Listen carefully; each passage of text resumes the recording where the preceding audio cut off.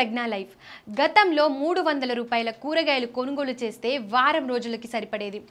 ఇప్పుడు కనీసం 2 రోజులకి కూడా సరిపోవడం లేదు. ఈ ధరలు మరింత పెరిగే అవకాశం ఉందని వ్యాపారస్తులు చెబుతున్నారు.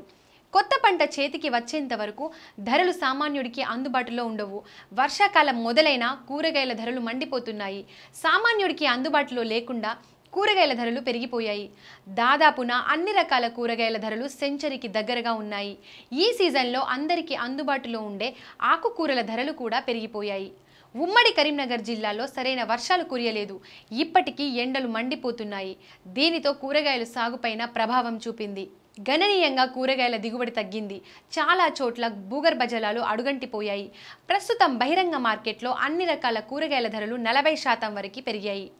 పచ్చిమిర్చి కిలోకి 100, చిక్కుడు కిలోకి 120, క్యారెట్ 100, కాకరకాయ 90, క్యాలీఫ్లవర్ 80, ఆకుకూరలు కిలోకి 70 రూపాయల వరకు ధర పలుకుతుంది. గతంలో 300 రూపాయలు కూరగాయలు కొనుగోలు చేస్తే వారం రోజులకి సరిపడేది. ఇప్పుడు కనీసం 2 రోజులకి కూడా సరిపోవడం లేదు. ఈ ధరలు మరింత పెరిగే అవకాశం ఉందని వ్యాపారస్తులు చెబుతున్నారు. కొత్త పంట చేతికి వచ్చేంత వరకు ధరలు సామాన్యుడికి అందుబాటులో ఉండవు.